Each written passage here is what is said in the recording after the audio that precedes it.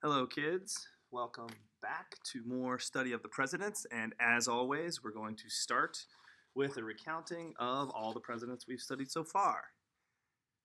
George Washington, John Adams, Thomas Jefferson, James Madison, James Monroe, John Quincy Adams, Andrew Jackson,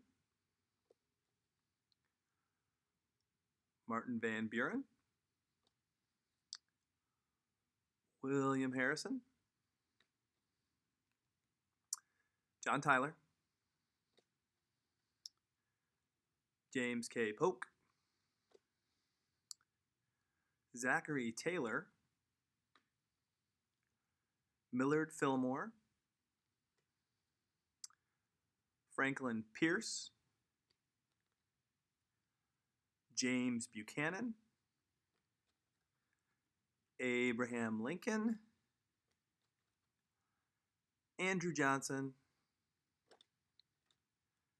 Ulysses S. Grant, Rutherford B. Hayes, and James Garfield. So those are the presidents we've studied so far, 1 through 20. But now I'd like to study presidents 21 through 25. And actually, when I was looking at them, I realized that every single president on this list was a one-termer. It was one-termer, followed by one-termer, followed by one-termer, followed by one-termer, followed by one-termer. And one of them was the same. So we've got Grover Cleveland, who was the only president to serve non-consecutive terms as president. So I would like to talk about the era that we're in here. This is 1881 to 1901, so a period of 20 years. This is typically regarded as what some people have called the Gilded Age.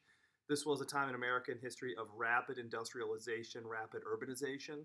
So we're going to see a lot of changes in American culture over this time as industrial revolution really picks up steam, more than steam, picks up steam in the late 19th century. So let's go ahead and start with Chester A. Arthur.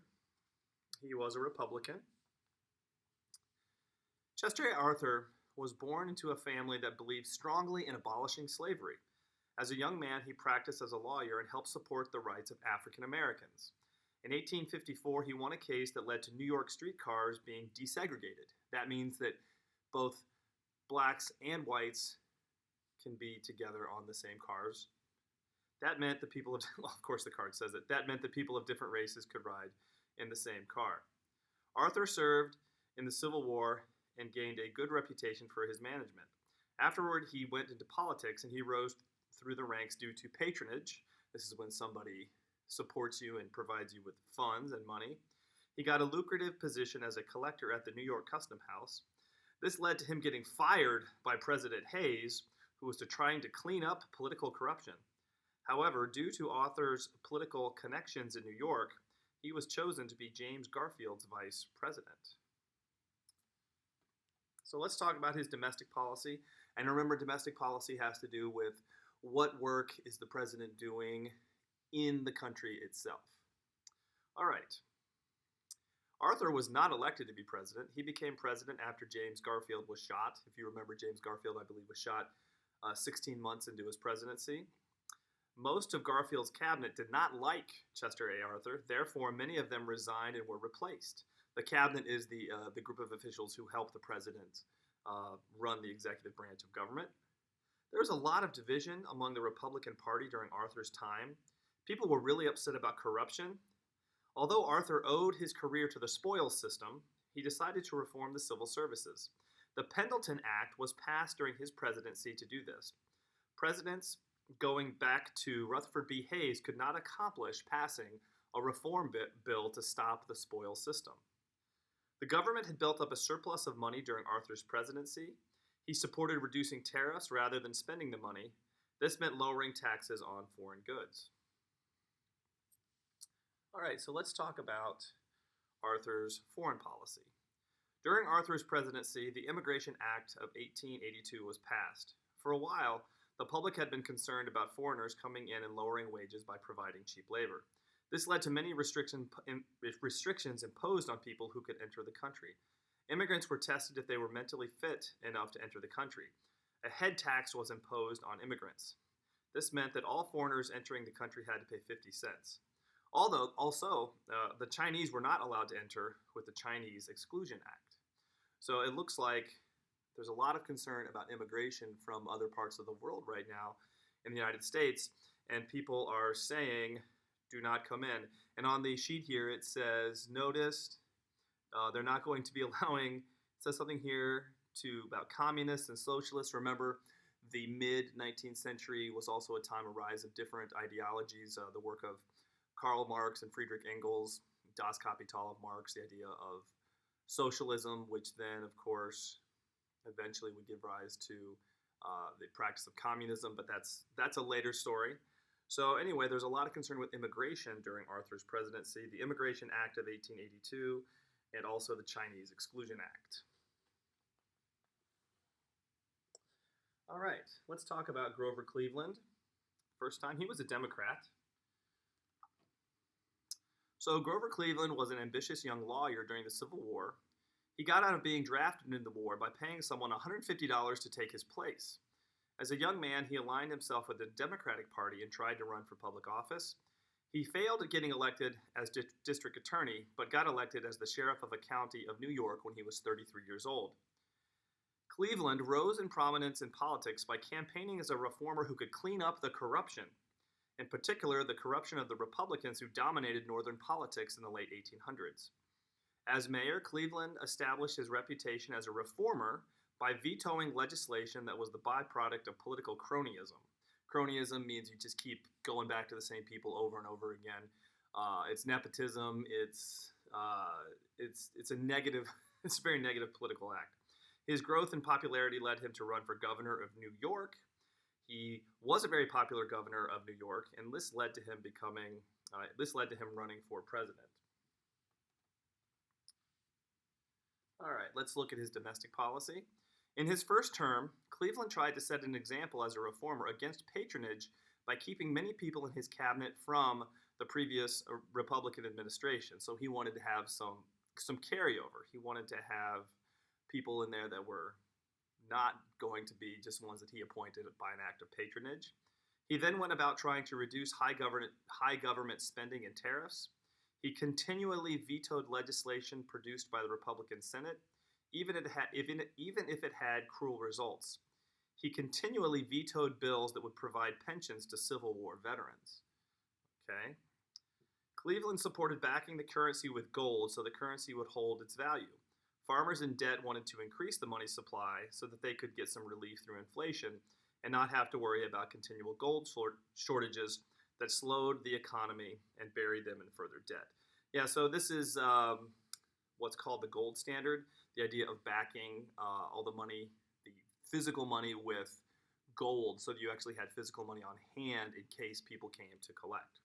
This is something that's going to become important as America becomes much more of a business industrialized nation. All right, so let's look at his foreign policy. In his first term, Cleveland supported not getting into foreign affairs and expanding the borders of the United States. So he basically was what's called an isolationist. So Grover Cleveland didn't really want to get involved with outside countries. All right, you know what? I forgot to give some facts about Chester A. Arthur. And I also need to give some facts about Grover Cleveland. All right, let's move on to Cleveland.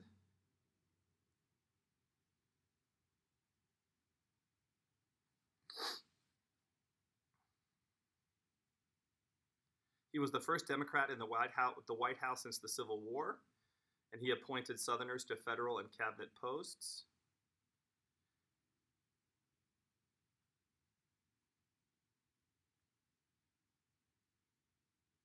Most of the important laws passed during his term, such as the Interstate Commerce Act and the Dawes Severalty Act, which invested Native Americans with citizenship, he did little more than sign into law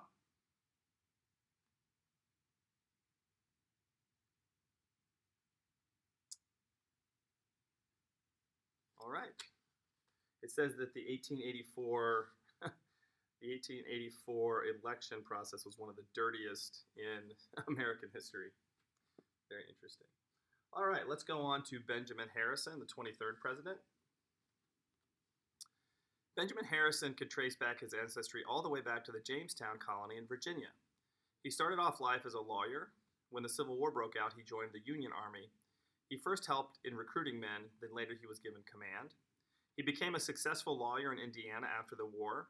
He tried to get elected to office many times, which led him to being elected as a senator in 1881.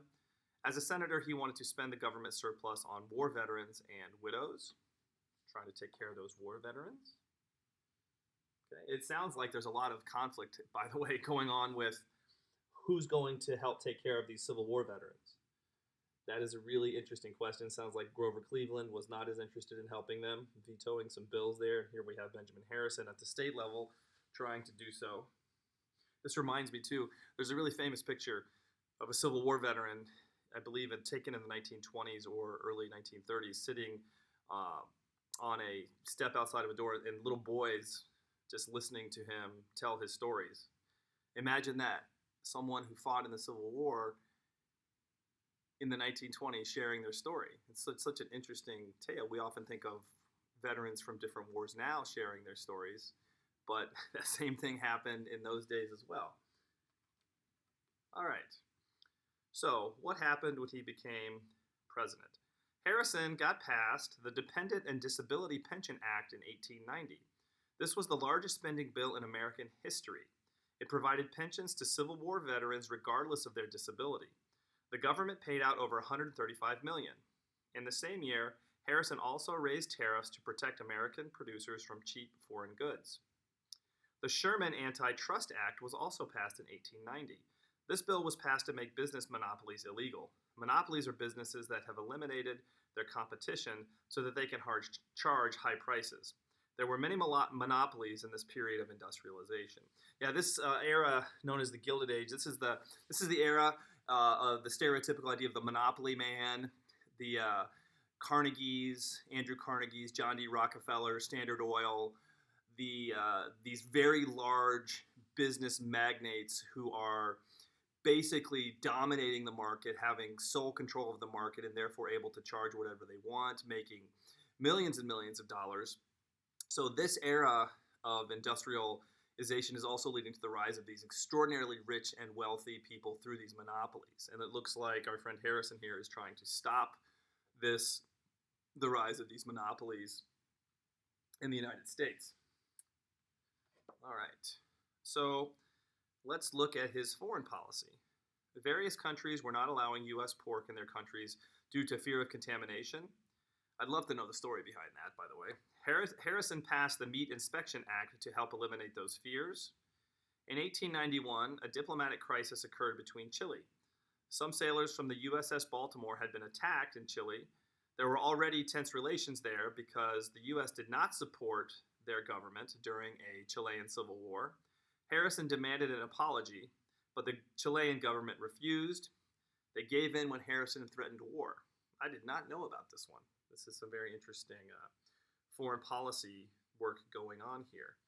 The Meat Inspection Act too. I'd love to know when all of those standards started getting put down. This was the time when the United States was finally catching up with some of the more industrialized nations like England, Great Britain, because this is going to be the time when children are working, people are working long hours. There's no labor laws. And so we're starting to get what we're seeing the beginning of regulation. And by the way, I forgot to mention the years that each of these were president for your president handout. So Chester A. Arthur was president from 1881 to 1885. Remember, never got elected. He was the vice president for Garfield. Grover Cleveland's first time as president was 1885 to 1889. And Benjamin Harrison was president from 1889 to 1893. So let's look at some fun facts about him. Benjamin Harrison was educated in a one-room log schoolhouse built by his father on his grandfather's farm and at colleges in Ohio. He went to work in a Cincinnati law office and moved to Indianapolis, joined the Republican Party. Okay. He served in the Civil War, distinguishing himself in the siege of Atlanta.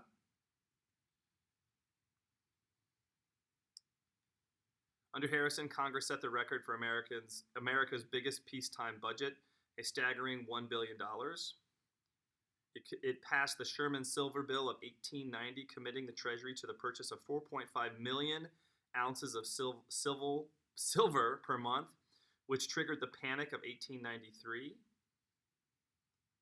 Okay, very interesting. Benjamin Harrison, the more I just read about him here, he strikes me as a very interesting president. Lots of stuff going on. He's also struggling with the idea of backing money with precious metals such as gold or silver. All right, guess what? We're back. It's Grover Cleveland again. Second term, 1893 to 1897. So let's talk about background a little bit more. Grover Cleveland is the only president to serve 2 non-consecutive terms. He lost his bid for re-election the first time in 1888. However, due to Harrison's rampant spending, Cleveland was able to come back and defeat him in 1892. Cleveland also had the advantage that Benjamin Harrison's wife was sick during much of his campaign, and Harrison was not able to go out and campaign as much. So it looks like Grover Cleveland is taking advantage of the fact that a lot of people are thinking that Benjamin Harrison is spending too much money, and Grover Cleveland wants to cut back on that. He returned to the presidency at a time of economic turmoil. The Harrison administration tried to use silver as well as gold to back the currency. The problem was that people still wanted to be paid in gold. This led to depletion of the gold reserves and growing fear that government loans could not be paid back in full. And this gets to what I was about to talk about. In the Panic of 1893, the stock market fell and massive bank runs, people looking for money, cash money, led to banks collapsing. This caused a major economic depression. The depression created major civil unrest, with workers striking and wanting the government to intervene in order to end the depression. Cleveland did not think that the government should spend any money to help. When a group of men called Coxley's Army marched on Washington demanding that the government create jobs, they were arrested. When railroad workers demanded shorter hours and better pay in the Pullman strike of 1894, he sent in federal troops to end the strike. So it looks like Cleveland is not interested in getting the government involved to end the depression that happened during the Panic of 1893. So again, these are all symptomatic of the United States becoming a more industrialized nation, getting wealthier, much more complex systems of banking. So I really should be able to tell you right now about fractional reserve lending, but unfortunately, it just popped in my mind as something I need to do more research on.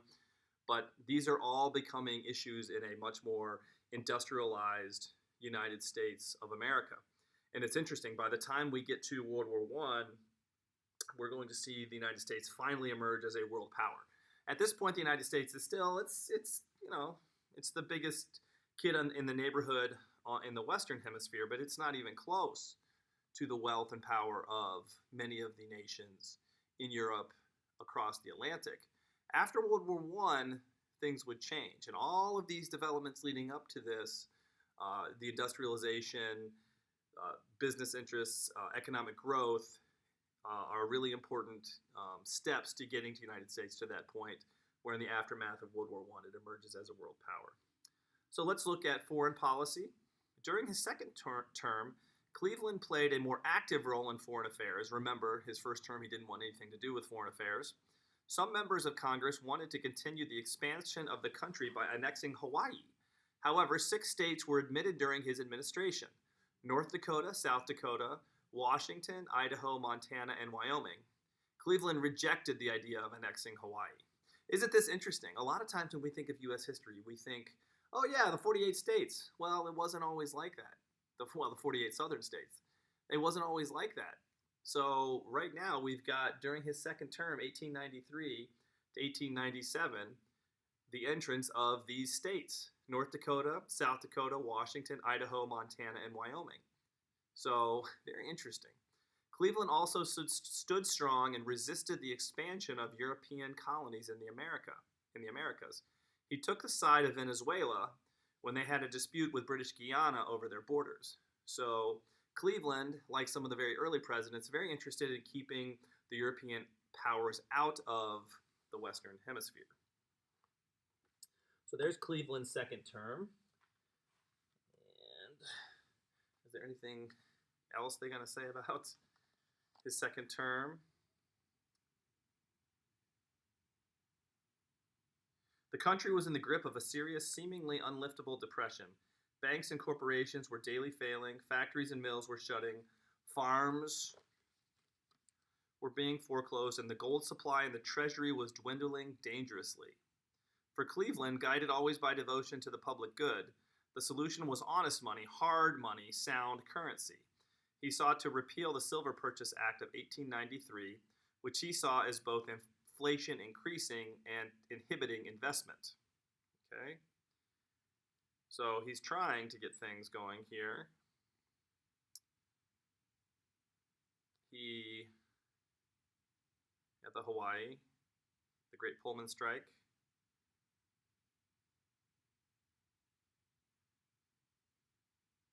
In the 1896 Democratic National Convention, Cleveland was pushed aside in favor of William Jennings Bryan, the darling of the Silverites. The Republican candidate, William McKinley, came out squarely for the gold standard and the cause of sound money, and the president rejoiced in seeing him and not the spendthrift Democrat elected. So it looks like Cleveland is agreeing with the Republican candidate here, William McKinley, that you need a gold backing for your money so you don't have rampant inflation. This is a presentation that I should do at some point and talk about what inflation is, what deflation is, and what that means with respect to the purchasing power of currency, and in this case, the dollar. So, Cleveland's second term, 1893 to 1897. And finally, let's talk about William McKinley. Also wanted the gold standard. He's a Republican. His background. William McKinley fought for the Union during the Civil War. He served under Rutherford B. Hayes. The two of them established a friendly relationship that would last beyond the war. He became a successful lawyer in Ohio. He wanted to carry his success into politics and was elected to Congress in 1877. In Congress, he supported Rutherford B. Hayes. He also supported the currency, expanding the currency by purchasing more silver. He looks like he's a Silverite. Later, McKinley became the governor of Ohio. His success as governor led him to being nominated for president. He ran a modern campaign, this is really interesting, which emphasized spending a lot of money to win the presidency. That sounds really familiar to us today. The millions and millions of dollars the candidates now spend on getting themselves elected by advertising and getting their names and faces out there for people to see. All right, so let's look at domestic policy. The big debate in Congress during McKinley's presidency was whether or not the U.S. should remain on the gold standards. This meant that dollars could always be redeemed for gold, so you could always have something there to exchange your, paper notes for. Because remember, those paper notes have no intrinsic value. Gold, on the other hand, does have what economists would call some kind of intrinsic value. Some would argue yes, some would argue no. However, this meant that the money supply was limited by the gold supply. So if your gold supply is low, you can't have all that paper money because you have to have the backing for it. This is why people wanted to back money with gold and silver. He initially supported the idea of bimetallism, which is both metals, bi. However, the economy improved and gold was discovered in the Yukon. Therefore, McKinley signed the Gold Standard Act to stay on the gold standard. So it looks like he is now turning away from looking at silver with bimetallism. Although McKinley made statements in support of improving civil rights for African Americans, he did little as president to do so. This led to a growing sense of abandonment among African Americans toward the Republican Party. In 1901, McKinley was assassinated shortly after getting reelected. So he was reelected, but he was killed. Very interesting. So we got the gold standard and we have the Republican Party looking like McKinley as a representative, that the Republican Party is abandoning their efforts to continue working for the rights and freedoms of African Americans. All right, foreign policy. During McKinley's presidency, the United States went to war with Spain. The Spanish-American War was caused by Cuban revolutionaries who wanted to be free from Spanish rule. McKinley sent in the ship, the USS Maine, to help protect Americans. An incident led to the sinking of the Maine and caused the United States to declare war. The accident was thought to have been caused by an attack from the Spanish. The war was not only fought in Cuba, but in Spain's other colonies. Troops were sent to the Philippines and Puerto Rico. Within a few months, the U.S. won the war and took control of Spain's colonies. Cuba was allowed to declare independence. The Philippines, Puerto Rico, and Guam became U.S. colonies. So we've got the expansion of U.S. interests in the Pacific now, not only in the Caribbean. Very, very interesting here. Okay. Spanish-American War. And by the way, folks, these wars in the late 19th century are starting to look a bit different than the Civil War. People often have argued that the Civil War was sort of like one of the last, I guess you could call it one of the last, it was one of the last wars where you had guns that were like ball and musket types, where you had an older model of guns with traditional cannons, etc. The military technology is greatly expanding during this time, and in fact, by the time we get to World War I, you're going to have offensive capabilities with machine guns and mortars, etc., that are going to revolutionize how war is fought. War is going to become much more mechanized. This is going to be a far cry from the Revolutionary War, which some people consider one of the war is always bloody and horrible, but by the standards of the Great War, the Civil War, and World War II, the Revolutionary War was much, much more of a gentleman's affair. So these are our presidents. Let me go over, I forgot some facts on McKinley. I always forget these facts. Okay, born in Ohio, practiced law in Ohio.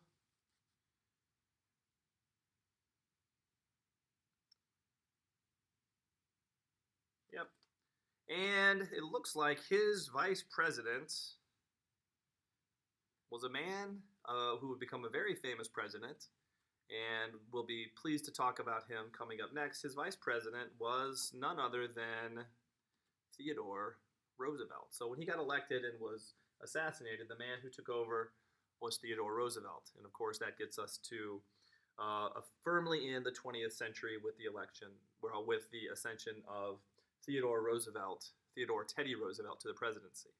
So Chester A. Arthur was never elected, but served from 1881 to 1885 after the death of Garfield.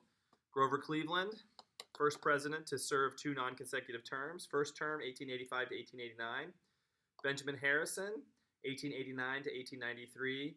Grover Cleveland, 1893 to 1897. And William McKinley, 1897 to 1901. And like I said before, this is a period of rapid industrialization, the growth of cities, expansion of the United States, and things are getting very, very interesting. So, thank you all for tuning in. Have a great day.